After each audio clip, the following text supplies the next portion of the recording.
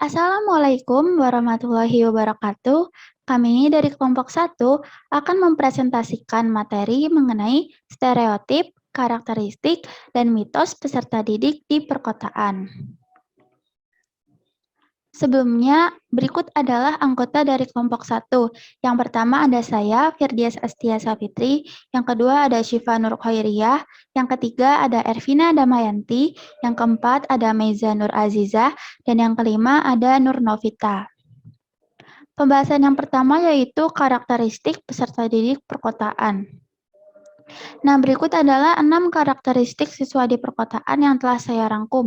Yang pertama yaitu memiliki tingkat pemahaman materi yang bagus. Yang kedua, sulit untuk dikontrol. Yang ketiga, dipenuhi dengan jiwa persaingan.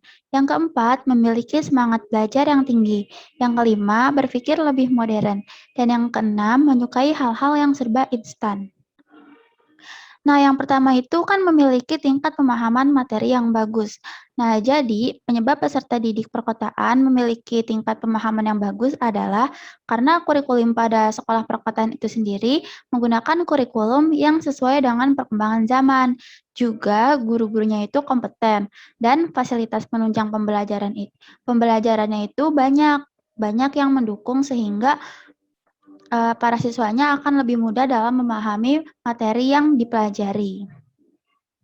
Yang kedua yaitu sulit untuk dikontrol. Dampak dari pesatnya globalisasi di perkotaan berpengaruh terhadap karakteristik para peserta didik di perkotaan, di mana salah satunya adalah peserta didik menjadi seseorang yang sulit dikontrol. Nah, contohnya itu banyaknya provokatif baik melalui media cetak maupun media digital dan mudahnya akses informasi yang membuat peserta didik memiliki opini tersendiri terhadap berbagai hal, sehingga orang dewasa sulit untuk mengontrolnya. Nah, yang ketiga ini adalah dipenuhi dengan jiwa persaingan. Seperti yang orang-orang bilang, kehidupan di kota itu berat karena setiap orang harus bersaing satu sama lain agar bisa bertahan hidup. Yang dapat bertahan hidup adalah mereka yang terbaik dari yang baik. Nah, hal tersebut juga berlaku pada peserta didik yang penuh dengan jiwa persaingan untuk menjadi yang terbaik di sekolah dan di lingkungannya. Mereka bersaing untuk menjadi yang nomor satu, baik dari segi prestasi akademik maupun non-akademik.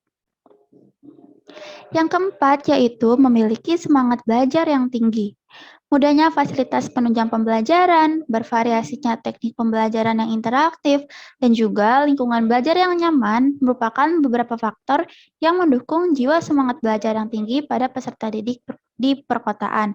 Berbeda dengan peserta didik di pedesaan yang memiliki keterbatasan dalam fasilitasnya maupun kenyamanan lingkungannya, sehingga beberapa peserta didik di pedesaan rata-rata itu memiliki semangat belajar yang tidak setinggi di perkotaan karena faktor-faktor tersebut. Yang kelima yaitu berpikir lebih modern. Peserta didik perkotaan memiliki karakteristik berpikir lebih modern dibandingkan dengan peserta didik di pedesaan.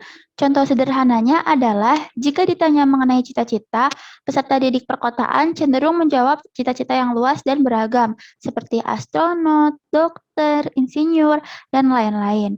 Sedangkan peserta didik di pedesaan belum berpikir hingga ke sana, dan mereka cenderung pasrah meneruskan pekerjaan orang tuanya sebagai petani, nelayan, buruh, dan lain-lain.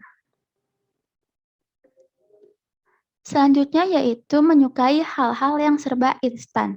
Instan dalam tanda kutip di sini berarti praktis dan serba cepat.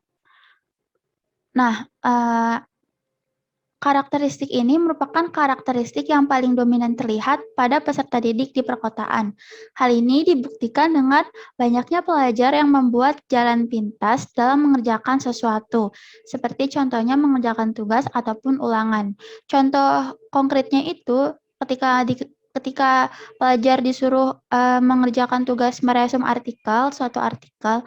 Nah, pelajar itu biasanya menggunakan web resume online di mana cukup dilampirkan bahan untuk diresumnya, maka hasil resumenya itu akan langsung keluar tanpa pelajar harus membacanya terlebih dahulu.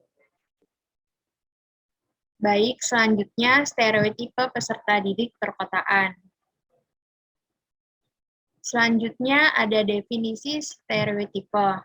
Menurut Kamus Besar Bahasa Indonesia, stereotipe itu berbentuk tetap dan berbentuk klise. Konsepsi mengenai sifat suatu golongan berdasarkan prasangka yang subjektif dan tidak tepat. Dan menurut Samovar dan E. Porter, stereotipe adalah persepsi atau kepercayaan yang dianut mengenai kelompok atau individu berdasarkan pendapat dan sikap yang lebih dulu terbentuk. Mengapa sih terjadinya stereotipe? Nah, stereotipe ini terjadi karena adanya perbedaan yang ada dalam suatu kelompok tertentu, yang menimbulkan adanya prasangka dari kelompok lain mengenai keunikan dari kelompok tersebut. Contohnya perbedaan suku, adat, agama, dan yang lainnya. Selanjutnya, contoh stereotipe pada peserta didik perkotaan. Peserta didik perkotaan dikenal nakal, maraknya pergaulan dunia malam. Selanjutnya, peserta didik perkotaan dikenal tidak memiliki attitude, sombong, dan belagu. Dan yang terakhir, peserta didik perkotaan dikenal berada karena sering berkumpul di mall. Nah, materi selanjutnya adalah macam-macam stereotip. Nah, jadi stereotip itu dibagi menjadi dua, yaitu stereotip negatif dan stereotip positif. Nah, apa sih stereotip positif itu? Jadi, stereotip positif merupakan dugaan yang bersifat positif terhadap kondisi suatu kelompok tertentu. Nah, tujuan dari stereotip ini dapat membantu komunikasi yang diperlukan dan membuat hubungan yang harmonis antara kelompok dan budaya. Oke, saya ambil contoh seperti ini. Pada suatu sekolah, terdapat siswa A yang berasal dari suku Sunda. Nah, ternyata ada siswa baru yang kebetulan berasal dari suku Jawa. Nah, mereka ini memiliki dua suku yang berbeda. Jadi, siswa yang berasal dari suku Sunda ini menstereotipekan siswa baru yang berasal dari Jawa sebagai pribadi yang baik, ramah tamah, dan sopan santun. Karena seperti yang kita tahu bahwa orang Jawa itu terkenal dengan ramahnya, baiknya, serta sopan santunnya. Nah, dari hal tersebut membuktikan bahwa stereotip ini akan membawa dampak kedudukan yang harmonis. Nah, dari hal tersebut menunjukkan bahwa stereotip ini adalah stereotip positif yang nantinya akan membawa dampak kehidupan yang harmonis bagi kelompok atau individu. Yang kedua adalah stereotip negatif. Nah, stereotip negatif ini merupakan dugaan atau penjelasan negatif yang diberikan kepada kelompok tertentu yang memiliki perbedaan sehingga bisa jadi tidak dapat diterima oleh kelompok lain. Nah, biasanya stereotip ini akan membuat sekat yang jelas antar kelompok atau individu. Saya ambil contoh seperti ini. Banyak orang Indonesia yang beranggapan bahwa negara India itu adalah negara yang kurang berpendidikan, negara yang kotor, serta negara yang tergolong negara miskin. Nah, padahal kita belum tahu nih, kebenaran yang sebenarnya itu seperti apa. Di beberapa artikel, saya menemukan bahwa sebenarnya tidak semua bagian wilayah India itu kotor. Jadi hanya beberapa wilayah yang dispesifikasikan sebagai wilayah yang kotor gitu.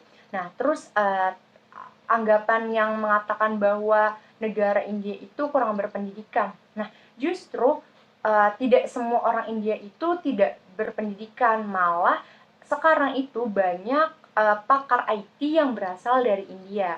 Nah, terus India itu dikatakan atau terkenal sebagai negara yang miskin. Nah, sebenarnya India itu bukan negara yang miskin, tapi negara yang berkembang, bukan negara miskin. Jadi dia tergolong negara yang berkembang. Oke, selanjutnya adalah bagaimana cara meminimalisir stereotipe. Nah, yang pertama itu jangan hanya melihat satu kelompok atau individu dari satu sisi saja. Nah, kita itu harus mempertimbangkan masing-masing individu itu terlahir dengan keunikan khusus dan tidak perlu disamakan dengan individu yang lain. Nah, yang kedua itu menumbuhkan rasa saling terkait dengan kelompok. Nah, tujuannya apa sih? Jadi tujuan menumbuhkan rasa saling terkait dengan kelompok ini adalah masyarakat jadi lebih objektif dalam menerima stereotipe yang hadir di tengah masyarakat ini. Nah, yang ketiga adalah ikut aktif bersosialisasi. Nah, ikut aktif bersosialisasi ini akan merubah pola pikir seseorang dalam menilai individu lain. Nah, yang keempat adalah perubahan sikap atau perilaku. Nah, sebisa mungkin setiap harinya tunjukkan perubahan atau berperilaku yang akan merubah persepsi seseorang. Baik, selanjutnya saya akan menjelaskan tentang mitos peserta didik perkotaan.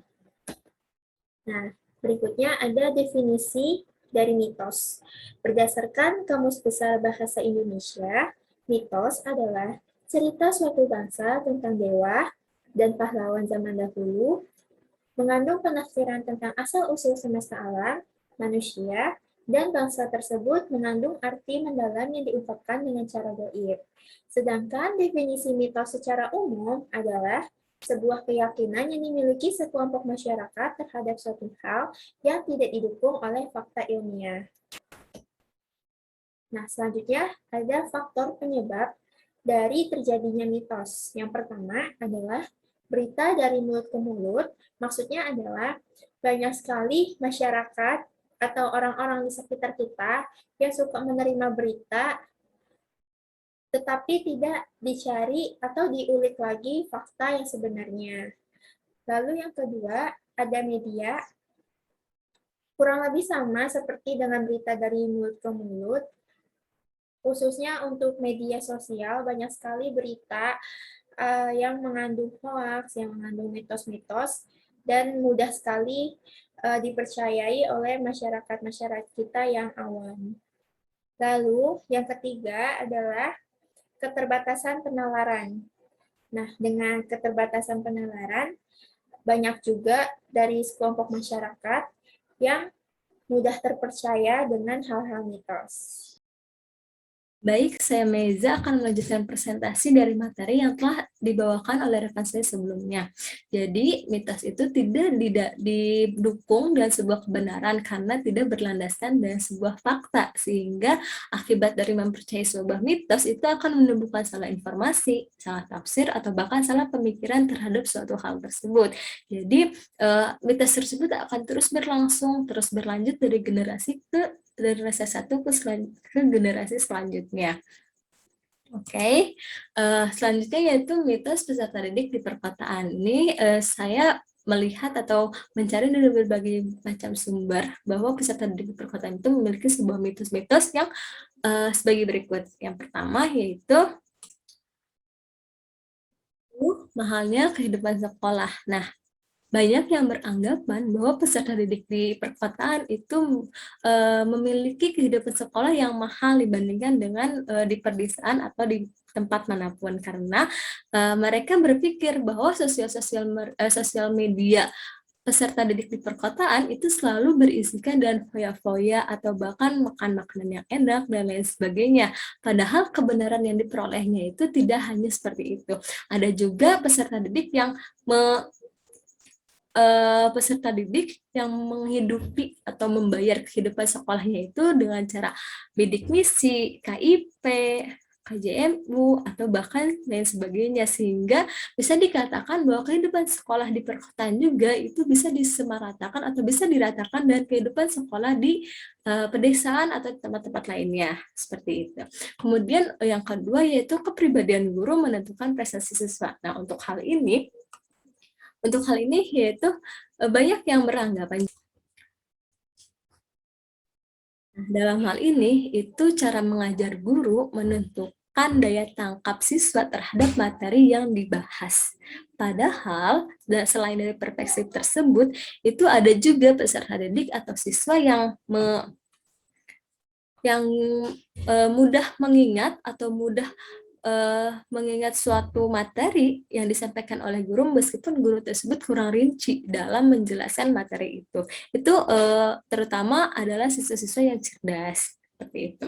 Yang ketiga adalah salah persepsi jurusan SMA. Nah, hal ini juga sering diyakini, sering menjadi mitos pada masa SMA karena banyak yang beranggapan atau banyak yang percayai bahwa jurusan SMA yaitu jurusan IPS itu anak-anaknya lebih nakal dibandingkan dengan jurusan IPA, dan jurusan IPA ini anak-anaknya lebih cerdas dibandingkan jurusan-jurusan IPS. Padahal kebenarannya itu tidak seperti itu. Dari masing-masing jurusan maupun baik IPA maupun IPS ini memiliki keahlian di bidangnya masing-masing, sehingga tidak bisa diambil kesimpulan bahwa jurusan IPA itu lebih pintar, jurusan IPA itu bisa lebih sukses dibandingkan jurusan IPS. Itu tidak bisa seperti itu. Harus diadilkan, harus diratakan antara jurusan IPA dengan jurusan IPS. Nah, hal ini itu sering terjadi secara umum sekolah, terutama dalam peserta didik di perkotaan. Nah, kemudian yang nomor 4 yaitu siswa yang duduk di bangku deretan belakang adalah siswa yang kurang cerdas. Nah, hal ini tentu saja tidak selalu benar, karena kebenarannya itu ada juga siswa yang duduk di bangku deretan belakang memiliki keterbatasan khusus, misalkan seperti rabun dekat, sehingga orang tersebut atau siswa tersebut itu akan terlihat lebih jelas melihat papan tulis atau whiteboard itu ketika berada di duduk paling belakang. Selain itu, ada juga siswa yang bosan karena duduknya di depan terus, sehingga dia memilih untuk mencoba duduk di bangku paling belakang untuk mencari pengalaman baru. Nah, yang kelima yaitu bersekolah hanya untuk bergaya. Ini sering terjadi mitos di dalam perkotaan karena seperti yang telah dijelaskan sebelumnya, bahwa banyak yang peserta didik terutama di perkotaan itu jika dilihat dari media sosialnya banyak yang memposting misalkan menggunakan stylist baju ternama atau menggunakan brand-brand merek ternama, yang menyebabkan orang-orang atau peserta didik lainnya berspekulasi bahwa peserta didik di perkotaan ini bersekolah hanya untuk bergaya saja, tidak lebih dari itu. Dan mungkin itu nyambung ke poin yang ke-6, sehingga memiliki sikap yang buruk atau sudut pandang buruk dari masyarakat terhadap peserta didik di perkotaan ini. Seperti itu. Oke, slide selanjutnya yaitu, gimana sih cara menghindari atau mengatasi mitos ini? Yang pertama yaitu cari tahu kebenarannya terlebih dahulu sebelum percaya pada sesuatu. Terutama kita sebagai generasi penerus, yaitu mahasiswa, itu tidak boleh langsung mengambil kesimpulan tanpa didasari dengan sebuah fakta yang terjadi, sehingga harus diteliti apakah hal ini benar ataukah hal salah, dengan cara berpikir kritis, di mana berpikir kritis ini adalah berpikir dan menggunakan analisis terhadap suatu hal, misalkan apakah hal ini benar-benar terjadi atau ini cuma sekedar kepercayaan yang tidak didasarkan dan buktinya saja, seperti itu. Oke, mungkin cukup sekian yang saya sampaikan. Terima kasih.